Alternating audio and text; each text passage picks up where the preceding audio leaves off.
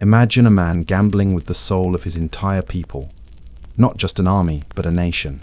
Men, women, children, and 1,000 years of culture, all placed on a single final roll of the dice. He is cornered, his back against the wall of a fortified hilltop town, his last great hope being a relief army of 250,000 men marching to his aid. He is Vercingetorix, the great rebel king, the living embodiment of a nation's burning desire to be free. Now, imagine the man he is gambling against, a predator in human form, a man of such terrifying ambition, genius, and utter ruthlessness that he views the entire continent as his personal chessboard. He is outnumbered, trapped between the walls of the town he is besieging and the massive relief army marching towards his back. By any conventional military logic, he is doomed. But this man is not a conventional commander. He is Gaius Julius Caesar. And what Caesar does next is not conventional warfare. It is an act of such monumental, almost insane audacity that it has echoed through the annals of history for 2 millennia. He does not retreat. He does not seek a battle. He decides to take on both armies at once, from a position of numerical inferiority. He decides to build a cage. An immense, sprawling fortress of his own, a donut of death in the middle of a hostile country, designed not just to keep the enemy in, but also to keep the other enemy out. This is not the story of a battle. It is the story of a feat of military engineering so vast it beggars belief. It is a story of starvation, of psychological warfare, and of a decision so cold and brutal it chills the blood to this day. This is the story of the final, desperate, bloody showdown for the soul of Gaul. This is the story of how Julius Caesar, trapped and outnumbered, turned a siege into an imprisonment and a battle into an extermination. This is the story of Alesia. It had been a slow, methodical, and brutally efficient dissection, performed by the sharpest scalpel Rome had ever produced. Gaius Julius Caesar. The Gallic people, a fierce and vibrant tapestry of hundreds of warring tribes, were masters of the sudden, ferocious charge, the wild ambush, the glorious individualistic combat. But they were no match for the cold, organized, and relentless meat grinder of the Roman legions. Caesar had mastered them not just with the sword, but with the mind. He had perfected the ancient art of divide et impera, divide and rule. He pitted tribe against tribe, bribed chieftains with Roman gold, and punished resistance with a level of cruelty that was breathtaking even by ancient standards, once marching an entire tribe's council of elders to a cliff's edge and throwing them off. By the winter of 53 BC, the conquest seemed complete. Gaul was a Roman province in all but name, its spirit broken, its warriors dead or enslaved, its will to fight seemingly extinguished forever. But beneath the surface of this Roman peace, a cancer of resentment was metastasizing. The Gauls were a proud people, and the daily humiliations of Roman rule, the taxes, the garrisons, the arrogance of the conquerors, were a constant, abrasive salt in a festering wound. All that was needed was a spark, and in the winter of 52 BC, that spark was provided by Caesar himself. Believing Gaul to be pacified, he departed for the political snake pit of northern Italy, his attention consumed by the crumbling alliances and looming civil war back in Rome. His absence created a power vacuum, a brief moment when the predator's gaze was turned away. And in that moment, the embers of Gallic resistance roared into a wildfire. The flame was lit in the town of Cenabum, a Roman commercial hub on the Loire River. There, the tribe of the Carnutes, driven to a final, desperate act of defiance, rose up. They did not just attack the Roman garrison. They fell upon every Roman civilian they could find: merchants, administrators, tax collectors, and their families. They were dragged from their homes and butchered in the streets. The massacre was a point of no return, a bloody declaration that the time for submission was over. The news of the uprising did not travel by messenger. In a testament to their burning desire for freedom, the Gauls used a system of signal shouts, a human telegraph that passed the news from hilltop to hilltop across the vast expanse of the country. Within hours, all of Gaul knew the Great Rebellion had begun. But a rebellion needs more than just anger. It needs a leader. It needs a mind, a will, a unifying force capable of weaving the tangled threads of tribal hatreds and rivalries into a single, sharp spear aimed at the heart of Rome. And out of the forests of the powerful Arverni tribe, such a man emerged. He was young, charismatic, and possessed a vision that no chieftain before him had ever truly grasped. His name was Vercingetorix. Vercingetorix was not some wild-eyed barbarian. He was the son of a powerful nobleman who had himself been executed by his own people for daring to dream of becoming a king of all Gauls. Vercingetorix inherited his father's ambition, but tempered it with a cunning and political intelligence that was almost Roman in its calculation. He had likely served in the Roman army as an auxiliary, learning their methods, studying their strengths, and, most importantly, identifying their weaknesses. He understood that as long as the Gauls fought as individual tribes, they would always be defeated. Their only hope, their only path to freedom, was to do the one thing they had never done before: to unite, to stop being Arverni or Edri or Carnutes, and to become, for the first time, a single people, the Gauls. His rise was not easy. His own uncle, a cautious man who feared Roman retribution, initially drove him out of his home city of Gergovia. But Vercingetorix did not retreat. He went to the countryside, to the poor farmers and the disenfranchised warriors, the men who had lost the most under Roman rule. And he spoke. He was a brilliant orator, his words a fire that ignited the smoldering resentment of his people. He spoke of a shared heritage, of a shared enemy, and of a shared destiny. His message was simple and powerful. "Arise, Gauls, for freedom!" He rallied a makeshift army of the desperate and the dispossessed and returned to Gergovia not as an outcast but as a king. He seized the city, was hailed as the leader of the Arverni, and immediately set about forging his grand alliance. He sent messengers to every major tribe, carrying the promise of a unified war of liberation. To those who joined willingly, he offered brotherhood.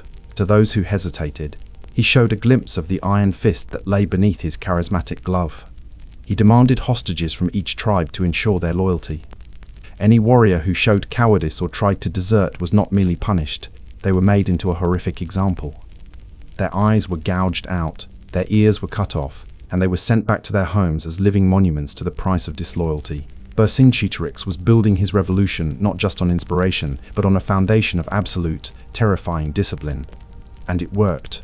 The tribes of Gaul, for the first time in their history, set aside their ancient feuds and flocked to his standard. The fire was spreading. But Vercingetorix's true genius was not just in uniting his people, it was in the radical, brutal strategy he now proposed. He knew, from his time with the Romans, that a Gallic shield wall, no matter how brave, would eventually break against the relentless, mechanical efficiency of a Roman legion. To fight Caesar on Caesar's terms was to commit suicide. So, he would not fight Caesar's army. He would fight Caesar's stomach. He unveiled a strategy of scorched earth, a terror exusta on a scale never before imagined. It was a brutal calculus of survival. The legions, he argued, were a beast that had to be fed. If they could not be killed with the sword, they would be killed with hunger. He commanded his own people to perform an act of unimaginable self-sacrifice. They were to burn their own homeland. They were to set fire to their own villages, their own farms, their own grain stores. They were to destroy everything in the path of the advancing Roman army, leaving nothing behind but ash and starvation. Any town that could not be defended was to be burned to the ground. It was a strategy of turning the entire country of Gaul into a barren, foodless desert, a trap designed to bleed the Roman legions white and force them to retreat or starve. It was a testament to his leadership that the Gallic tribes, after much debate, agreed to this horrifying plan. All across central Gaul, the sky turned black with the smoke of their own burning prosperity. Dozens of towns and hundreds of villages were consumed by the flames. But when the order came to burn the city of Avaricum, the jewel of the Bituriges tribe, the people pleaded with Vercingetorix. They argued that their city was the most beautiful in all of Gaul, a fortress so perfectly defended by rivers and marshes that it was impregnable. They begged him to make it the one exception. Vercingetorix, against his better judgment and swayed by the tears of his allies, relented. It was a fateful, catastrophic mistake. He had allowed emotion to overrule his perfect, brutal logic. He had left a single, vital source of food and shelter in the path of the greatest siege engineer the world had ever known. News of the unified rebellion reached Caesar in Italy. He did not hesitate. In the dead of winter, he did what he always did, the unexpected. He raised 2 new legions and, in a series of forced marches that seemed to defy human endurance, he crossed the snow-covered Alps and returned to Gaul. He found a country united against him, a fire of rebellion raging out of control. And in the center of it all was a brilliant new enemy, a man who understood him. The duel for the fate of a continent had begun. The fox was back in the henhouse, and he was starving.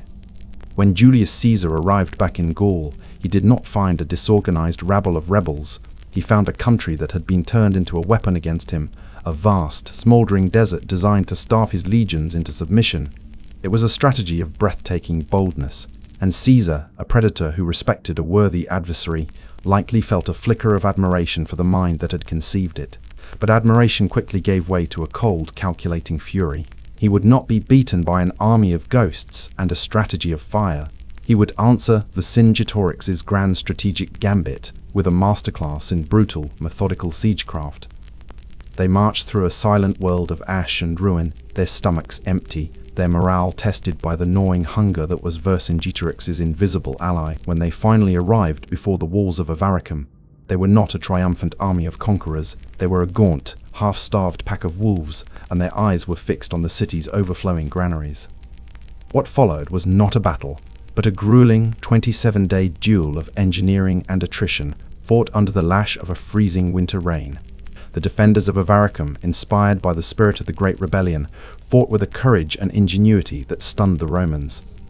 As Caesar's engineers began constructing their colossal siege works, a massive earthen ramp nearly 400 feet wide and 80 feet high, complete with 2 towering siege towers, the Gauls answered with their own brilliance.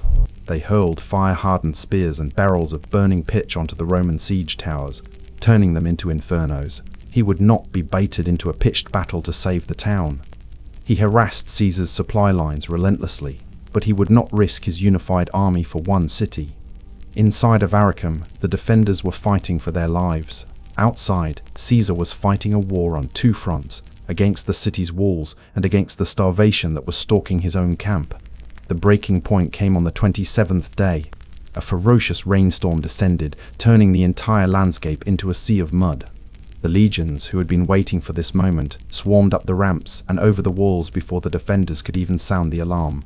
The scene that followed was not a battle, it was an act of pure, unadulterated vengeance. The Roman soldiers, starved for weeks and enraged by the stubborn Gallic resistance, were given no order to show mercy. They fell upon the population of Avaricum with the fury of starved animals. They did not just kill the warriors, they slaughtered everyone. Men, women, children, the elderly, all were cut down in the streets, in their homes, in their temples. Caesar himself, in his own written commentaries, records the grim statistics with chilling detachment.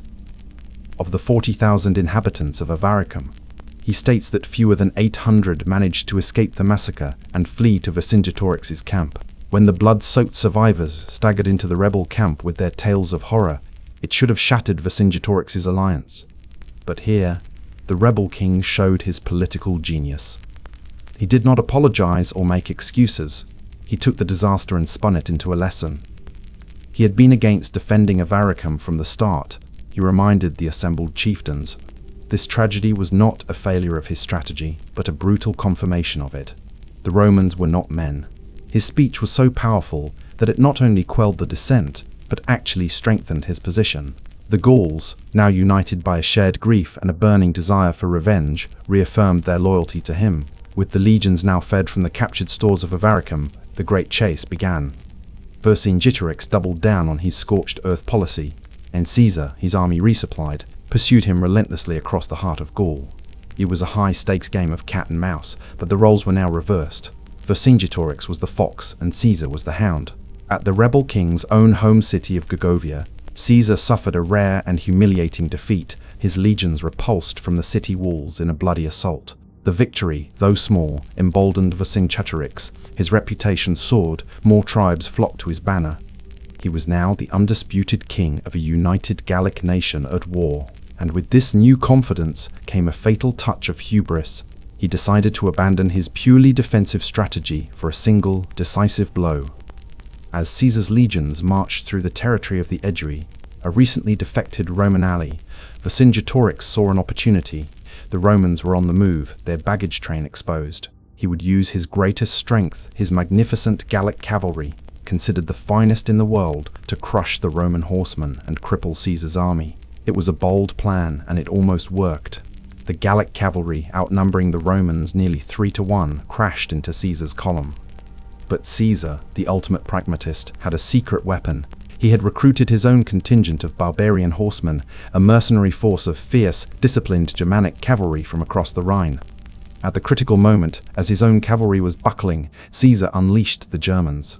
In a single afternoon, Vercingetorix's greatest military advantage had been utterly destroyed. His swift sword had been broken. Now he was the one who was vulnerable. With his cavalry screen gone, his massive infantry army was a slow, lumbering target for Caesar's vengeful legions. A conventional commander would have settled in for a long, drawn-out siege, but Caesar was not a conventional commander. He looked at the trapped Gallic army, and he looked at the surrounding hills, and a plan of monstrous, almost inhuman scale began to form in his mind. He would not try to break down the walls of Alesia. He would build a wall of his own, a wall to lock Vercingetorix in, a cage from which there could be no escape. He would not besiege Alesia. He would entomb it. Julius Caesar stood before a problem of immense and terrifying scale. Inside the hilltop fortress of Alesia, Vercingetorix commanded a force of 80,000 of Gaul's finest warriors, a formidable army now transformed into a well-stocked garrison. The town itself was a natural fortress, perched on a high plateau with steep, plunging sides, protected on two sides by rivers. A direct assault was not just risky, it was impossible. A traditional siege, where an army simply surrounds a town and waits for it to starve, was also not an option.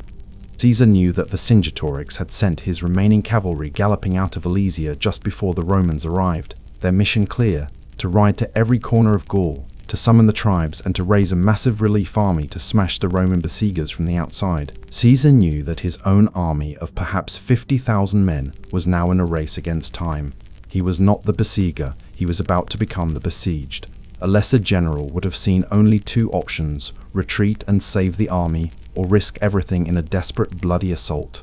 Caesar, in a moment that defines his unique and terrifying genius, chose a third. He decided to fight both armies at once. He would not just surround Alesia, he would build a fortress of his own around it, a man-made mountain range of earth and timber so vast and so complex that it would physically imprison Vercingetorix. Vercingetorix's warriors, watching from the high walls of Alesia, at first likely scoffed at the Roman activity. They saw what they thought was the beginning of a standard fortified camp. They could not yet comprehend the sheer, lunatic scale of Caesar's true intentions. But day after day, the work continued with a relentless, inhuman efficiency.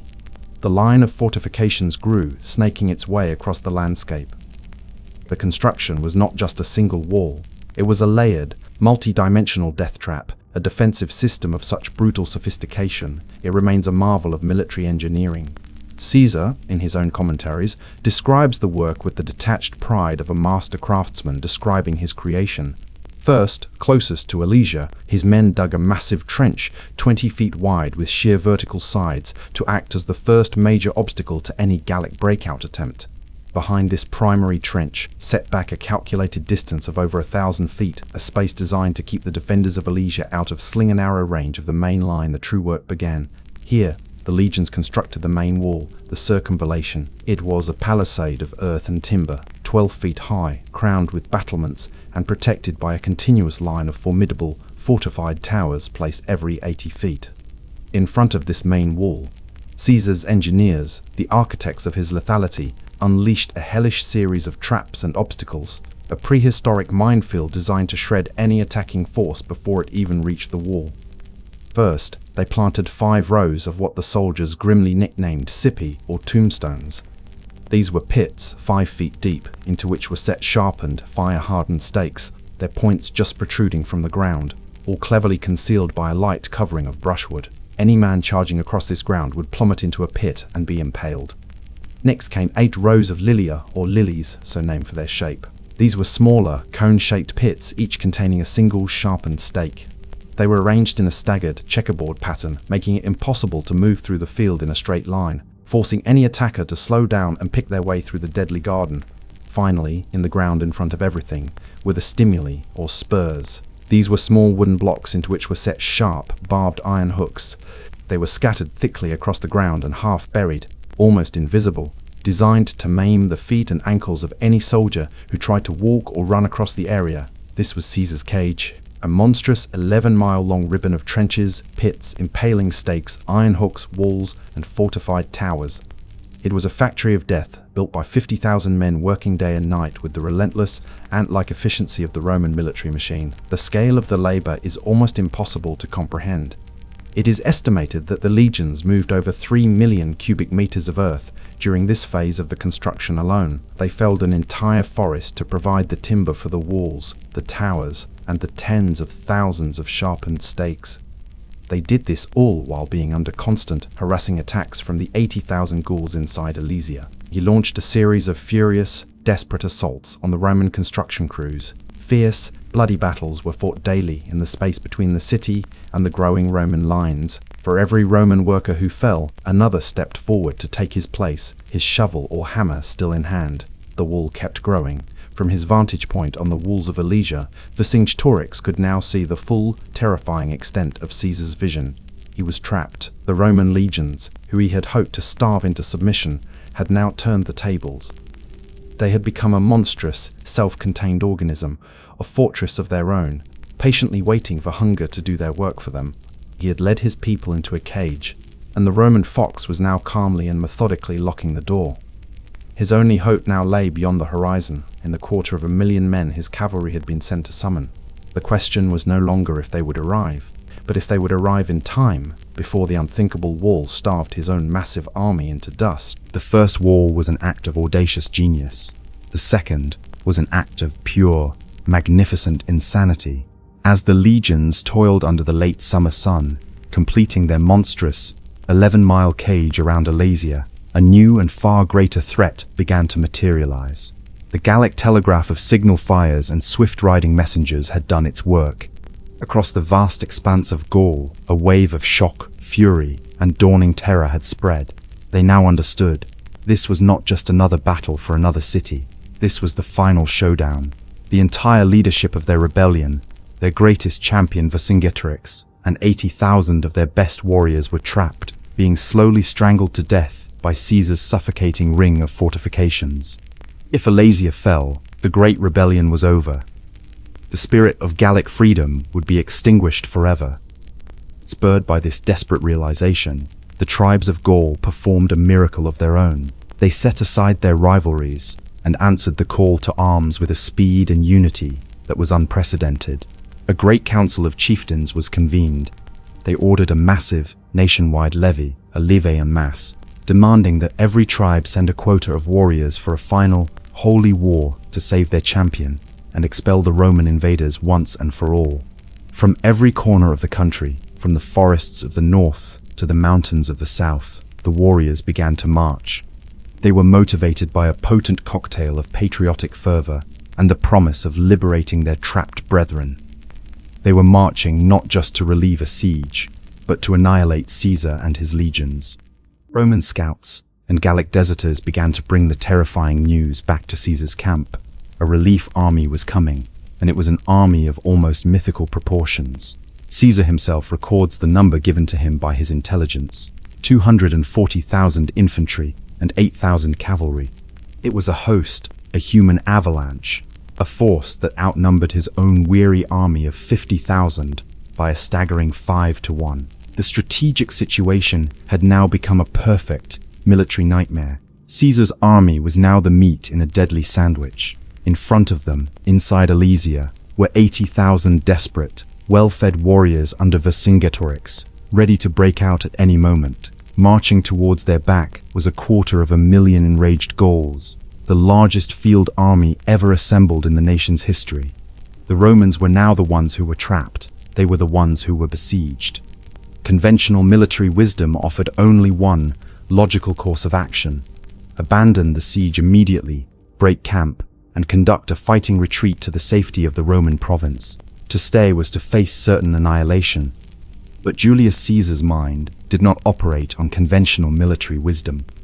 He was a gambler of almost pathological proportions, a man who saw in this moment of supreme crisis not the threat of destruction, but the opportunity for a victory of such epic, world-altering magnitude that it would secure his place in history forever. He made a decision so bold, so far beyond the boundaries of sane generalship, that it must have sent a chill of both terror and awe through his own battle-hardened centurions. He would not retreat. He would not abandon his siege. He would stay, and he would fight them all. And to do it, he gave a new, almost unbelievable order to his exhausted legions. Having just completed the most ambitious feat of military engineering in history, they were now ordered to do it all over again. But this time, they would build a second wall facing outwards. This new line of fortifications, known as the contravallation, was to be a mirror image of the first, a perfect concentric circle built around the original siege works. It was to be even larger and more formidable, stretching for a perimeter of 14 miles to encompass the hills and plains where the relief army would be forced to deploy. Once again, the legions became a superhuman construction crew. They dug another massive trench. They built another 12-foot-high wall of earth and timber. They erected hundreds of new fortified towers. And they seeded the ground in front of this new wall with the same hellish carpet of sharpened stakes, impaling pits, and iron caltrops. They were building a second, outward-facing cage, designed to keep the massive Gallic relief army out. The result was one of the most bizarre and extraordinary military structures ever created. Caesar's army now occupied a fortified donut, a self-contained ring of death with a perimeter of 25 miles. They were simultaneously besieging and being besieged, fighting a war on two fronts from a single static fortress of their own creation. His 50,000 men were now responsible for defending 25 miles of wall against a combined enemy force of over 320,000. The odds were not just long, they were ludicrous. The psychological pressure on the Roman soldiers must have been immense. They were utterly isolated, a tiny Roman island in the middle of a vast, hostile Gallic ocean. There was no hope of retreat. There was no hope of reinforcement. Their entire world was now the narrow strip of land between their two great walls. Their survival depended entirely on the strength of the timber and earth beneath their feet, and on the almost insane self-confidence of the man who had led them into this impossible situation. As the final stakes were hammered into the ground, a great dust cloud was seen on the horizon. The relief army had arrived. The Gallic host, a glittering, clamoring sea of shields and spears, deployed on the plains before the outer Roman wall, their war horns echoing across the valley. Inside Alesia, Vercingetorix and his 80,000 warriors heard the horns and answered with a triumphant roar of their own from the city walls. The trap was set. The players were all in position. The final, desperate, and bloody act for the fate of Gaul was about to begin. Caesar and his legions stood in the middle, waiting. The lonely masters of the impossible fortress they had built, time, which had once been Caesar's greatest enemy, was now his most powerful and cruelest weapon. With his impossible fortress complete, the duel for Gaul transformed. It was no longer a race of construction or a game of maneuver. It had become a slow, agonizing, and purely biological contest. It was a siege within a siege, a battle of hunger, a war that would be won not by the sharpest sword, but by the last sack of grain. Inside the fortified ring, both the Roman besiegers and the Gallic defenders of Alesia were now prisoners, cut off from the outside world, and the silent, ticking clock of starvation had begun for them all. For the Romans, the situation was precarious. Caesar had ordered his cavalry to scour the surrounding countryside for grain and fodder before the relief army arrived, and they had returned with a modest supply. But feeding 50,000 soldiers and thousands more auxiliary personnel and camp followers was a monumental task. Rations were immediately cut. The legionaries, who were already exhausted from the Herculean labor of building 25 miles of fortifications, now had to stand guard on those same walls day and night, with the gnawing pangs of hunger as their constant companion. Their world shrank to the monotonous, grueling reality of their fortified corridor, a place of dwindling supplies and rising tension. But if the situation for the Romans was precarious, the situation inside Alesia was a descent into a living hell. Vercingetorix had marched into the town with 80,000 warriors. But he had not marched into an empty fortress. He had also taken on the burden of feeding the town's original inhabitants, the tribe of the Mandubii. This meant that a population of well over 100,000 souls was now trapped on a single plateau, and the amount of grain they had stored, which had once seemed ample, was now being consumed at an unsustainable rate. Vercingetorix, the great unifier and rebel king, was now the warden of a colossal, open-air prison that was rapidly becoming a tomb. In the first days after the Roman cage was completed, the mood inside Alesia was likely one of defiance and eager anticipation. The warriors could see the campfires of their massive relief army on the plains beyond the Roman lines. They could hear the triumphant calls of their comrades' war horns echoing across the valley. Rescue was not just a hope, it was a certainty. They would simply have to hold out for a few days until their brothers smashed through the ridiculously thin Roman lines and set them free. They would launch their own attacks from the inside, coordinated with the attack from the outside, and Caesar's legions would be crushed between the two great Gallic hammer blows. But the first attack from the relief army, a massive cavalry engagement, was shockingly repulsed by Caesar's brilliant use of his Germanic mercenary horsemen. A silence fell. The days began to drag on. The second attack, a major nighttime assault by the best of the Gallic infantry, was also a bloody failure, the attackers shredded by the Roman defensive traps and the disciplined cohorts on the walls. Hope began to curdle into anxiety. The relief army was there, but the Roman walls, this unbelievable double fortress, seemed to be unbreakable. And as the days turned into a week, then two, the true enemy began to make its presence felt inside the city. Hunger. At first, it was a nuisance. Rations were cut for the warriors. The civilians of the Mandubii were likely given even less. But soon, the nuisance became a gnawing, ever-present reality.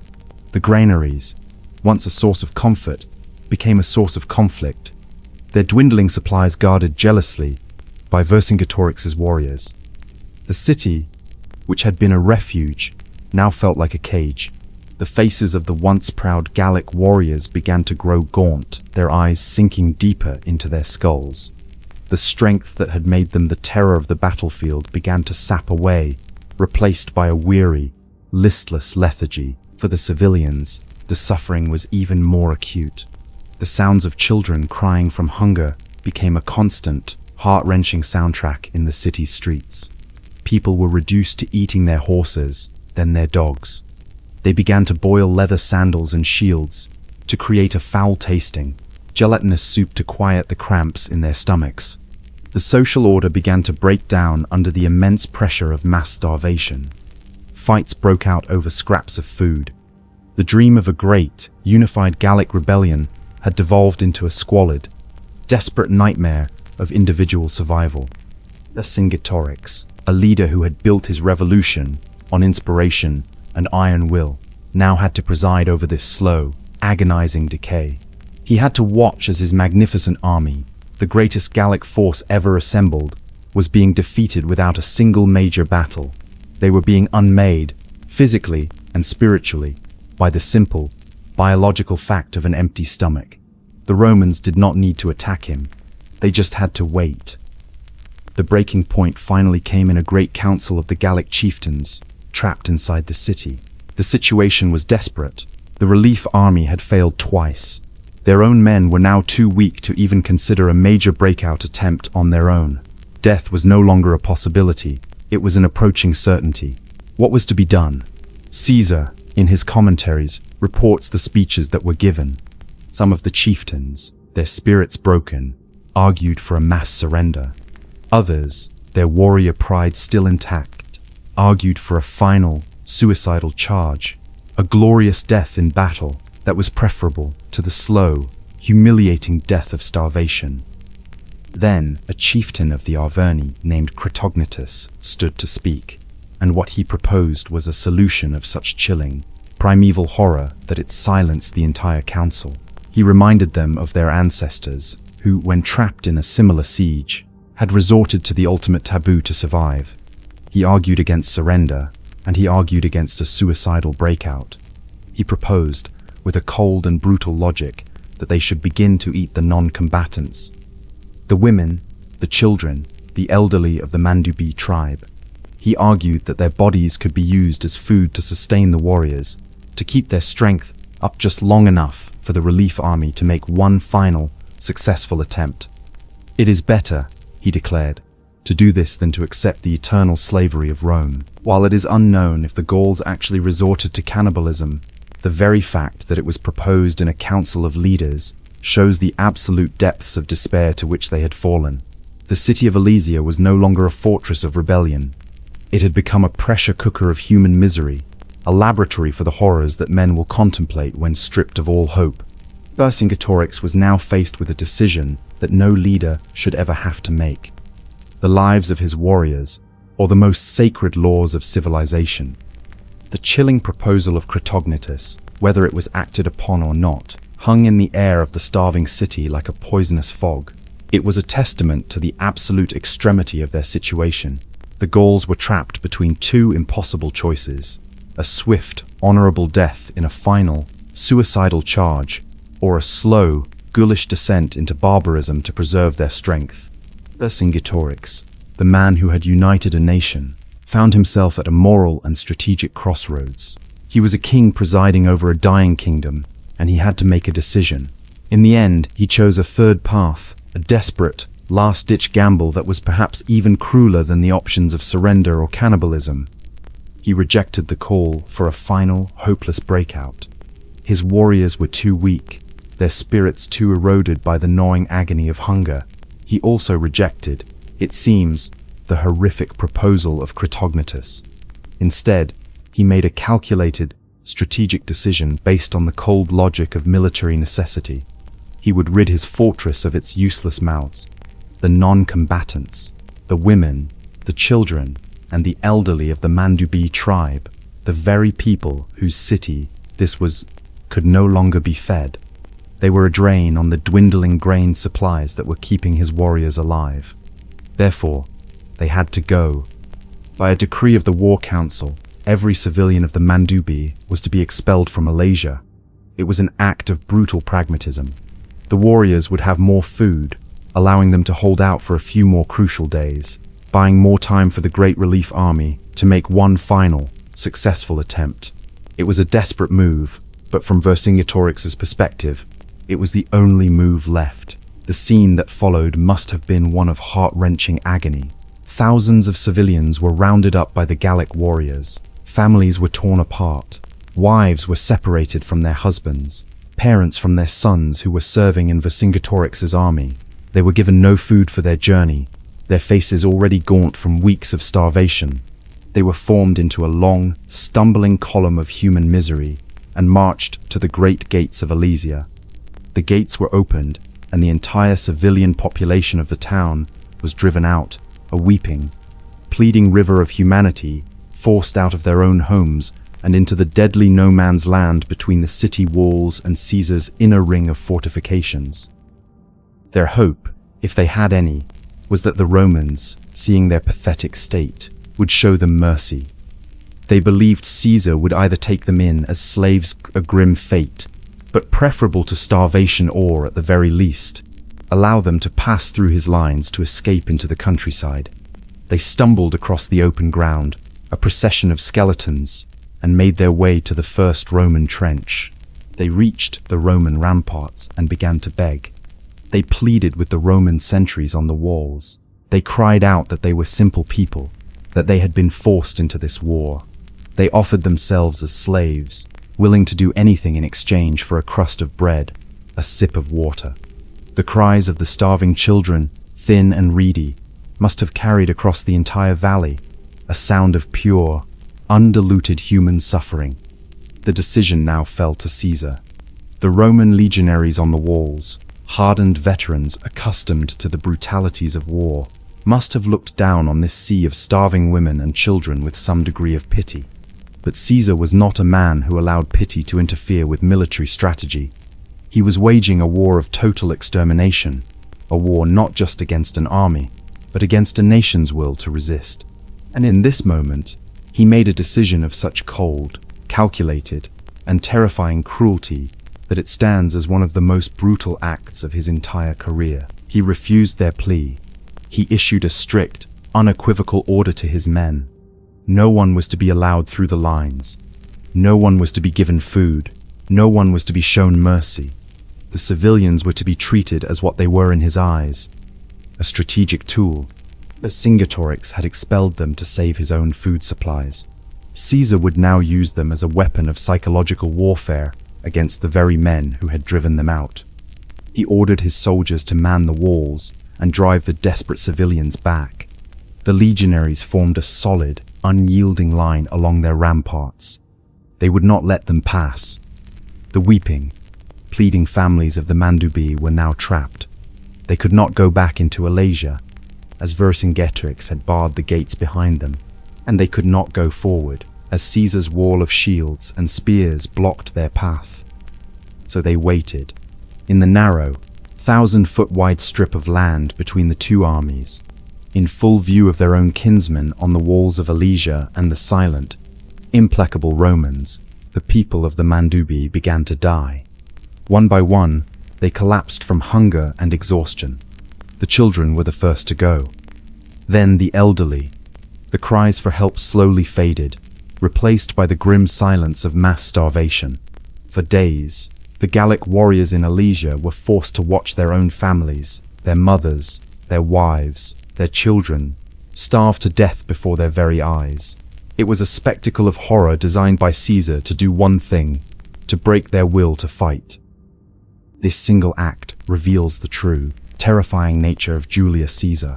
He was not just a brilliant general, he was a master of psychological terror, a commander willing to use any means necessary, no matter how monstrous, to achieve his objectives. He turned the fields before Alesia into a grotesque, open-air death camp, a silent, screaming testament to his own implacable will. The cries of the innocent had been offered up, and they had been answered with a wall of Roman shields and a heart of stone. The agonizing spectacle of the starving Mandubii had pushed the morale of both Gallic armies to the breaking point. Inside Alesia, the warriors were haunted by the ghosts of their dying families. Outside, the massive relief army, led by a council of chieftains including Vercingetorix's own cousin, Vercingetorix, knew that they could not wait any longer. They had failed in 2 major assaults. Their own supply situation was becoming precarious, and the stench of death wafting from the valley was a constant, grim reminder that time was running out. They conferred, they planned, and they devised one last, desperate, all-or-nothing strategy. Their scouts had identified a weakness, a single potential flaw in Caesar's seemingly perfect outer wall.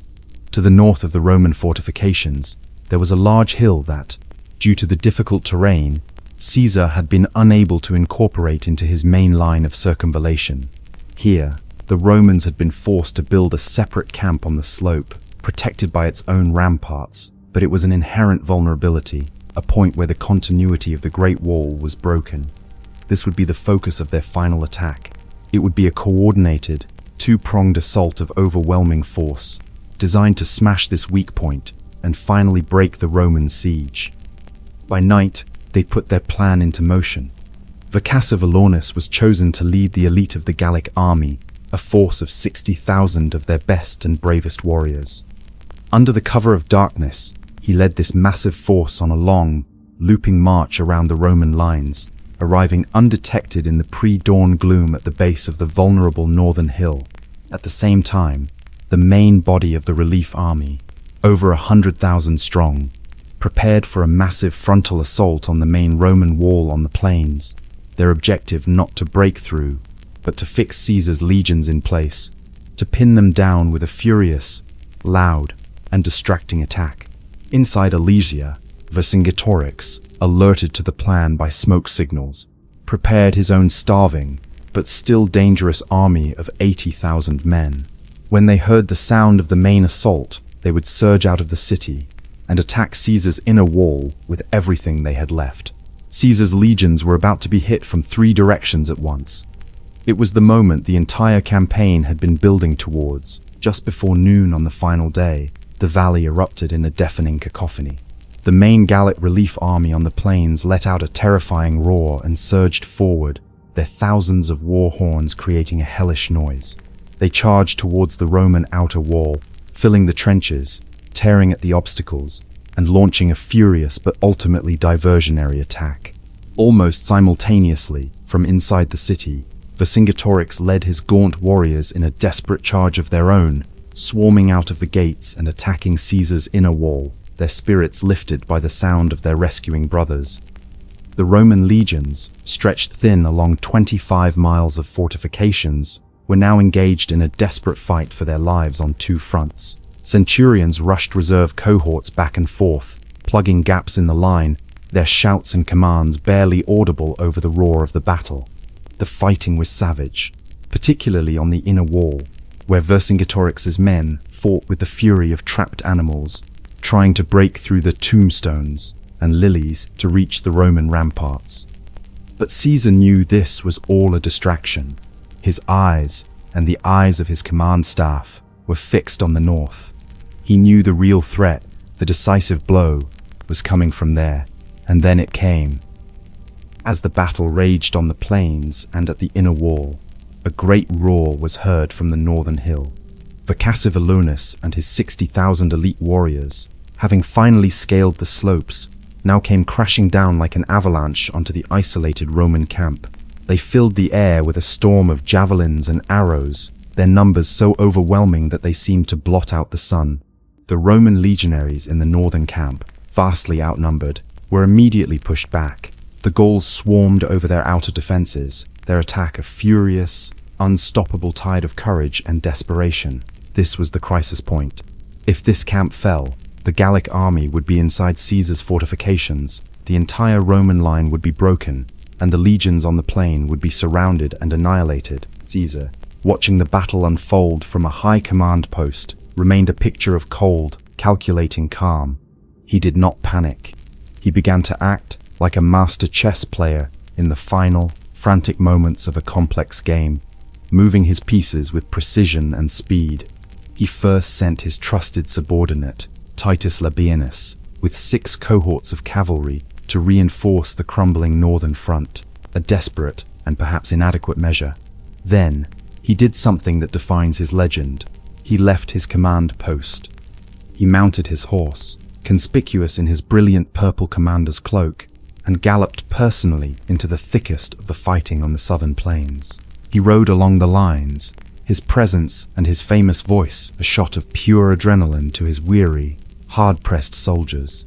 They saw their commander, the legendary Caesar, fighting in the ranks beside them, sharing their danger, and their morale surged. They held the line. But the real crisis was still to the north. Labienus's reinforcements were not enough. The situation was desperate. A messenger reached Caesar, his face pale with terror, and told him that the northern camp was about to fall, that Labienus and his men were on the verge of being overwhelmed. This was the moment. The entire campaign, his life, the future of Rome, all hung in the balance. Caesar, his mind working with lightning speed, made his final, decisive gamble. He gathered every last reserve he had, including his fearsome Germanic cavalry. He ordered a contingent to ride out of the fortifications and perform a wide, sweeping arc to attack the Gallic relief army on the plain from the rear, to create chaos and break their will. Then, leading his final reserves in person, he galloped towards the northern hill. The Roman soldiers in the northern camp were at their absolute breaking point. They were exhausted, surrounded, their line about to shatter, and then they heard it. A sound they knew well, the blast of Caesar's personal trumpets. They looked back and saw a sight that must have seemed like a divine intervention. Caesar himself, his purple cloak flying behind him, was leading a fresh wave of Roman cavalry and infantry in a thunderous charge directly into the flank of Vercingetorix's attacking force. The effect was instantaneous and electrifying. The exhausted defenders, seeing their commander, let out a massive roar and launched a ferocious counterattack. The Gauls, who thought they were on the verge of victory, were now suddenly hit from the front and the flank simultaneously. Just as they were reeling from this shock, Caesar's other contingent of cavalry, having completed their wide arc, slammed into their rear. The Gallic elite, attacked from 3 sides, their momentum broken, did what every army does when its courage fails. They shattered. Panic erupted. The glorious charge devolved into a frantic, terrified rout. The 60,000 elite warriors, the last best hope of Gaul, threw down their shields and fled, trying to escape the trap they had just tried to spring. The battle was over. The Roman cavalry, now unleashed, began the grim, exhilarating work of the pursuit, cutting down the fleeing Gauls by the thousands. The great Gallic relief army was not just defeated, it was annihilated. The roar of the final, desperate battle faded, replaced by a sound that was, in its own way, even more terrifying for the men trapped inside Alesia.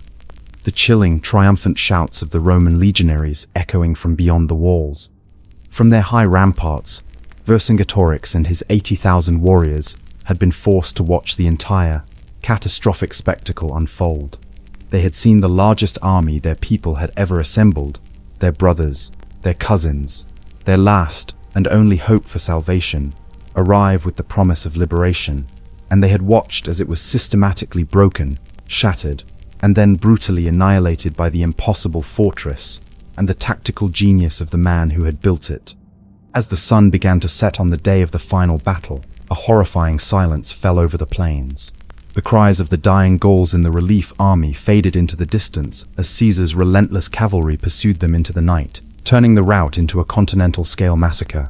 The great camp of the relief army, with its thousands of tents and vast stores, was now a Roman prize.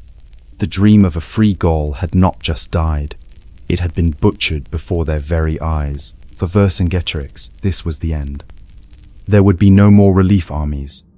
There would be no more hope. His own army was not just starving. It was now spiritually broken. They were a ghost army, trapped in a ghost town. Their courage and will to fight utterly extinguished by the traumatic finality of what they had just witnessed. The great rebellion, which had begun in a blaze of fiery defiance, was now reduced to a cold, silent ember of despair in the heart of a Roman cage. The rebel king, the man who had united a nation, now had to face the terrible consequence of his final, failed gamble. He had gambled the soul of his people, and he had lost. The next day, Vercingetorix summoned a council of his chieftains. The atmosphere in the room was not one of debate or anger, but of grim, exhausted resignation. There was nothing left to discuss. Vercingetorix, in a final act of leadership, did not blame his warriors or the failed relief army. He took the full weight of the defeat upon his own shoulders. He had started this war, he told them, not for his own personal ambition, but for the cause of their common liberty. And now, since fate had turned against them, he would offer himself to them to appease the Romans in any way they saw fit. They could, he said, either execute him and send his head to Caesar as a peace offering, or they could deliver him alive to the conqueror. He was placing his own life in their hands, a final sacrifice for the men he had led to their doom. The Gallic chieftains, their spirits crushed, chose to send envoys to the Roman camp. They did not try to negotiate terms. There was no room for negotiation. They simply asked for Caesar's orders. Caesar, the absolute master of the situation, received the envoys from his command tribunal. He was not in a merciful mood.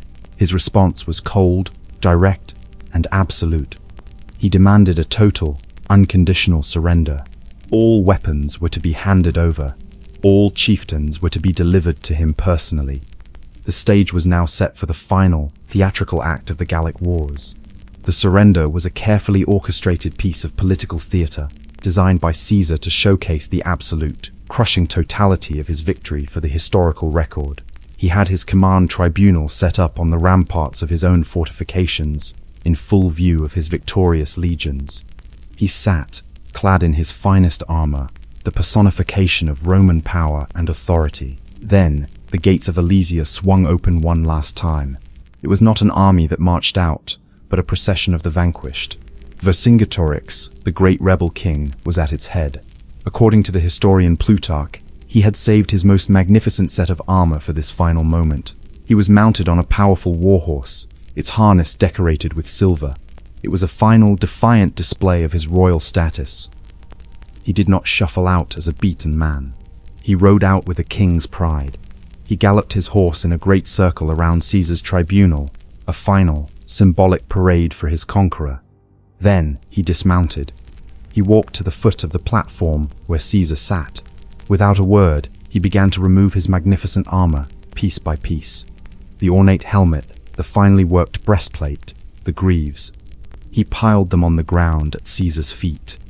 The clash of his discarded armor on the hard ground was the only sound. Then, the man who had united a nation and defied the might of Rome for nearly a year sank to his knees. He looked up at Caesar, his expression unreadable, and bowed his head in a gesture of absolute submission. The great fire of the rebellion was finally and truly extinguished. The Roman soldiers who had fought and bled for this moment for so long erupted in a triumphant roar. But there was no magnanimity in victory for Caesar. He did not acknowledge Vercingetorix's bravery or offer the courtesies due to a defeated king. He saw only a rebel, a traitor who had cost him dearly in blood and treasure. He had Vercingetorix bound in chains and dragged away. The other Gallic chieftains were brought before him, and their fate was decided. Some were spared to be used as political tools to ensure the loyalty of their tribes. The rest of the 80,000 men who had been trapped in Alesia, the survivors of the Great Rebellion, were given a different fate. Caesar did not execute them. He did something far more profitable. He gave every single one of them as a reward to his own soldiers. Each legionary received a Gallic slave as part of his personal plunder. A vast army was simply dissolved into human property, a final, humiliating end to their dream of freedom. Vercingetorix himself was kept in chains. He was taken back to Rome, not as a respected prisoner of war, but as the prime exhibit for Caesar's future triumph. For 6 long, agonizing years, he languished in the dark, fetid confines of the Tullianum, the Roman state prison. He was kept alive for one reason only: to be paraded through the streets of Rome as the ultimate symbol of Caesar's conquest. In 46 BC, after Caesar's final victory in the civil wars, that day finally came. The once proud king of the Gauls, emaciated and broken, was dragged in chains behind Caesar's golden chariot in his magnificent triumphal procession. And when the parade was over, when he had served his final, humiliating purpose, he was taken back to the prison, and, in the quiet, anticlimactic tradition of Rome, he was ceremonially strangled to death. The last spark of Gallic independence was snuffed out in the darkness of a Roman dungeon. The surrender of Vercingetorix at Alesia was more than the end of a siege. It was the final, ragged death rattle of an entire civilization's freedom. The great Gallic rebellion, which had burned so brightly with the fire of a united people, was extinguished forever in the mud and blood of Caesar's impossible fortress. With their greatest leader in chains, and their finest warriors either dead or enslaved, the spirit of resistance that had defined the Gallic people for centuries was broken. In the years that followed, there would be minor, sporadic uprisings, but these were merely the last, twitching reflexes of a dying nerve. The war was over. Gaul was, and would remain for the next 400 years, a province of Rome. The price of this conquest was almost incomprehensibly vast. Over the course of his 8-year campaign, Julius Caesar had systematically depopulated a nation. The ancient historian Plutarch, never one to shy away from epic statistics, estimated that of the perhaps 3 million warriors Caesar fought during the Gallic Wars, 1 million were killed in battle, and another 1 million were sold into slavery. While these numbers are likely exaggerated, the archaeological and historical reality is no less staggering. Entire tribes had been wiped from existence. A vibrant, complex, and Iron Age culture had been violently and irrevocably shattered, its own traditions, language, and religion destined to be slowly but surely buried under the immense, homogenizing weight of Roman civilization. Caesar had come to Gaul, and, in the name of Roman security and his own personal ambition, had committed what many modern historians would not hesitate to label a genocide. But for Rome, and for Caesar himself, Alesia was not a tragedy, it was a springboard. The victory was total, absolute, and world-changing. The wealth Caesar plundered from Gaul, its gold, its resources, and its vast population of new slaves, was so immense that it completely transformed the Roman economy. Gold became so plentiful in Rome that its market price temporarily dropped by 1/3. Caesar used this incredible fortune to pay off his massive political debts, and, more importantly, to buy the undying loyalty of his legions. And it was these legions, forged in the brutal crucible of the Gallic Wars, and made fanatically devoted to their commander by the promise of plunder and glory, that would become the instrument of his final ambition. The men who had built the walls of Alesia were not just soldiers, they were Caesar's private army.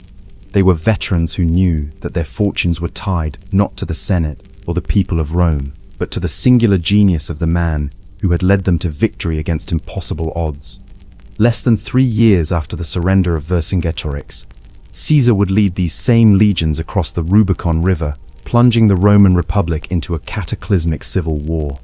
The skills he had perfected in Gaul, the lightning marches, the audacious gambles, the brilliant feats of engineering, would be the same skills he would use to dismantle the armies of his rivals and destroy the 500-year-old republic. The conquest of Gaul, culminating in the masterpiece of Alesia, was the training ground for the conquest of Rome itself. It was the forge where the first emperor was truly made. The legacy of Alesia, therefore, is a dual one, a story of both an end and a beginning. It marks the definitive end of the Celtic civilization as a major, independent force in continental Europe. But it also marks the beginning of the Gallo-Roman world, a vibrant and prosperous culture that would become one of the wealthiest and most important regions of the Roman Empire for centuries to come, a land that would eventually evolve into modern-day France. The very language the French speak is a direct descendant of the Latin that Caesar's legions brought with them. In military history, Alesia remains the undisputed masterpiece of siege warfare, a feat of engineering and strategic audacity that has perhaps never been equaled. It is a timeless, brutal testament to the mind of Julius Caesar, a commander who could look at a situation of certain doom trapped, outnumbered, and besieged from 2 sides, and see in it the path to a total, annihilating victory. It showcases his defining qualities, his speed, his capacity for immense, calculated risks, and his utterly ruthless, pragmatic cruelty. The decision to let the Mandubi starve to death between the lines was not the act of a madman. It was the cold, logical calculus of a man for whom victory was the only morality. So while we remember the name Vercingetorix as a romantic symbol of doomed, heroic resistance, it is the name of Caesar that is truly written into the landscape. He came to Gaul seeking glory, wealth, and power. He left it as a conqueror who had not just won a war, but had fundamentally reshaped a continent and set himself on the path to destroying a republic and founding an empire. The price was the freedom of a nation and the lives of 1 million people. For Julius Caesar, sitting on his tribunal as his great enemy knelt before him, it was a price he was more than willing to pay. The cries of the innocent had been silenced, and the future belonged to Rome.